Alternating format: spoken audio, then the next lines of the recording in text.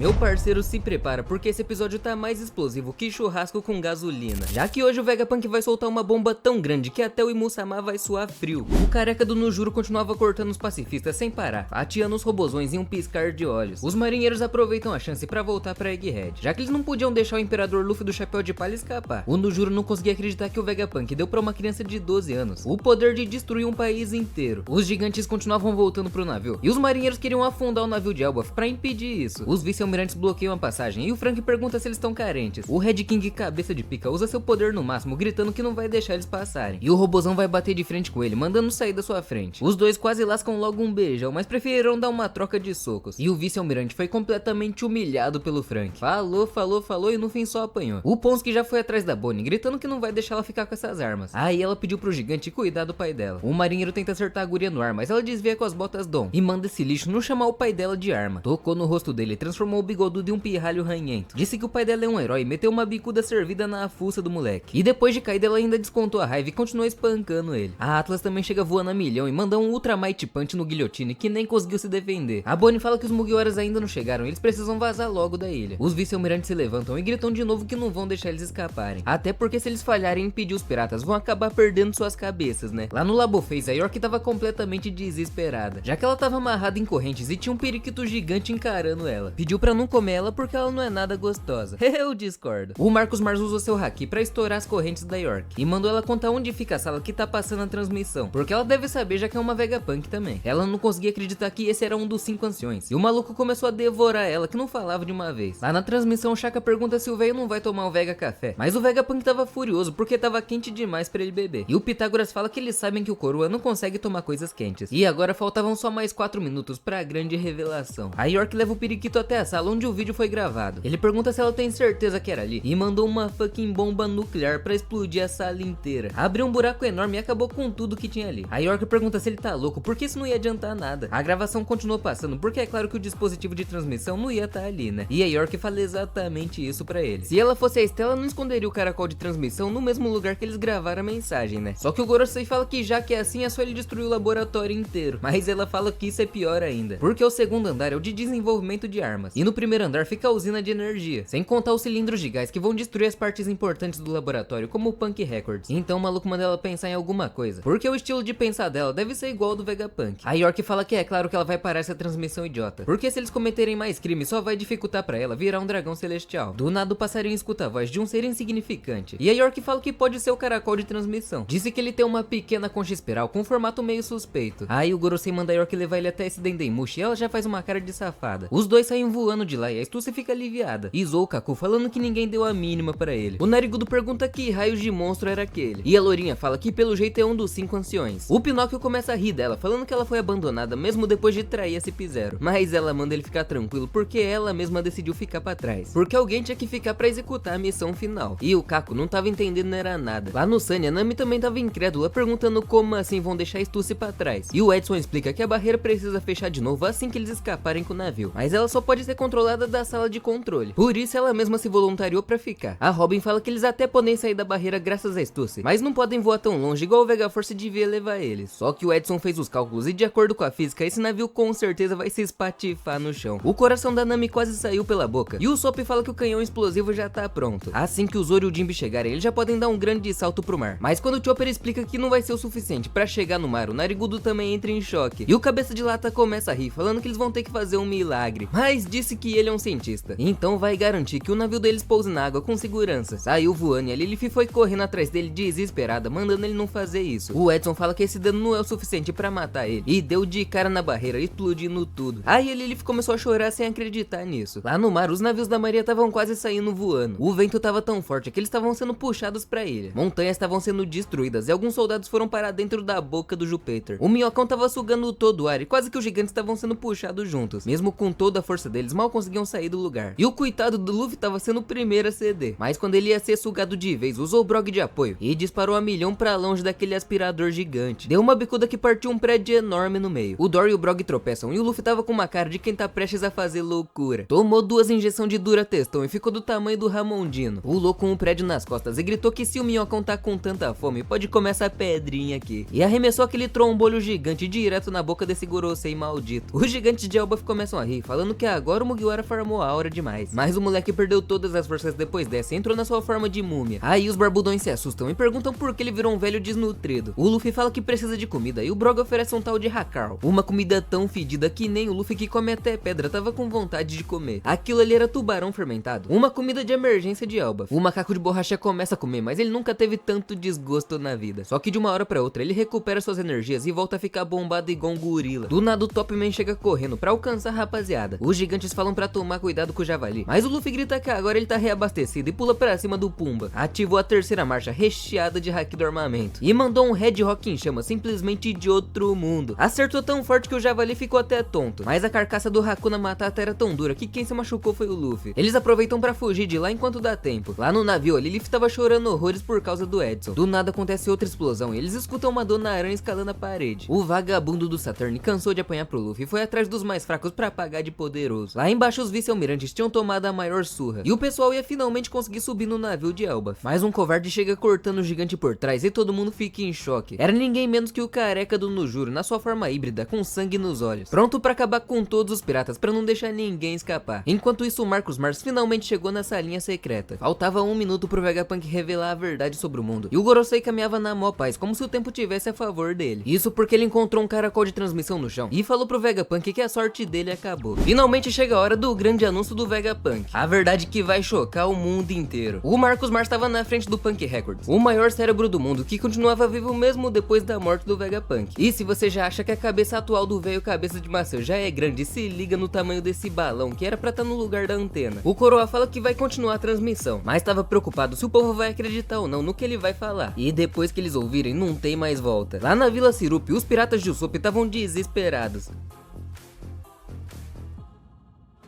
Imagina eles que são pobres. E o Mary fala que os caracóis de vídeo são enormes, mas pelo menos eles podiam ouvir a voz do Vegapunk. E a gatinha tá reservada pro Usopp quando ele voltar pra casa, hein? Cê é louco. A Kaia fala que o Dr. Vegapunk foi muito importante pro avanço da medicina. No navio da marinha, os operadores avisam que a verdadeira transmissão vai começar. Lá no farol de Cabo Gêmeos, até a Labum apareceu pra ouvir. E o Crocus tava torcendo pro Vegapunk não contar o que ele tá imaginando. Lá na terra natal do Vegapunk, tava todo mundo assistindo também. Um velho falava que ele é o orgulho de Baltimore. Um pirralho pergunta se foi o Vegapunk que causou o pesadelo na ilha, mas esse tinha sido o Frank mesmo. Lá no Reino dos Pássaros, onde o Chopper fez um intercâmbio dele, os índios perceberam que a transmissão misteriosa tá vindo da ilha de onde o Guaxinim tá, e falam que esse tal de Vegapunk já criou mais armas que o Tony Stark bêbado. Enquanto isso, em Hachinosu, os piratas não sabiam se saíam na porrada ou ouviam a transmissão. De volta para Egghead, o Marcus Mars dá só um pisão pra amassar o caracol de transmissão, mas o trouxa caiu na pegadinha do malandro, porque era só um Dendemushi falso, já que o verdadeiro tava escondido em outro lugar. O Gorosei tava até espumando pela boca de tanta raiva, sem acreditar que ele foi enganado tão facilmente. E o Vegapunk, mesmo com o cérebro daquele tamanho, ainda tinha Alzheimer e começou a se apresentar tudo de novo. Os outros anciões mandam o Marcus Mars encerrar logo a transmissão, mas ele conta que foi enganado e precisa de mais tempo. O show começa de verdade, e até o povo da tribo dos braços longos tava vibrando como se fosse a final da Copa do Mundo. O Periquito fala que o cientista cabeçudo tava preparado até demais, porque agora o vídeo tá rodando sozinho e ninguém consegue desligar. A York conta que o Vegapunk tava continuando o trabalho dos estudiosos de Ohara, e os 5 velhos ficam mais pálidos que o Jack Frost com anemia. Isso não era uma gravação qualquer, era a continuação das palavras finais do professor Clover. Enquanto isso, o Sanji corria mais que vagabundo quando vê CLT. Ele escuta a Bonnie gritar pedindo ajuda e já ativa o modo Super Saiyajin do amor. Quando chega lá, vê o cavalo careca gigante com uma espada bem em cima dela. O velho grita que não vai deixar a Bonnie roubar o poder militar deles, e já tava pronto pra fatiar a coitada no meio. Mas o Sanji ativa o modo Turbo e fala que a Bonnie só pode ter olhos pra ele. Acabando esse arco, o FBI vai dar uma passadinha no navio pra entender direito essa história aí. Alô, Polícia Federal!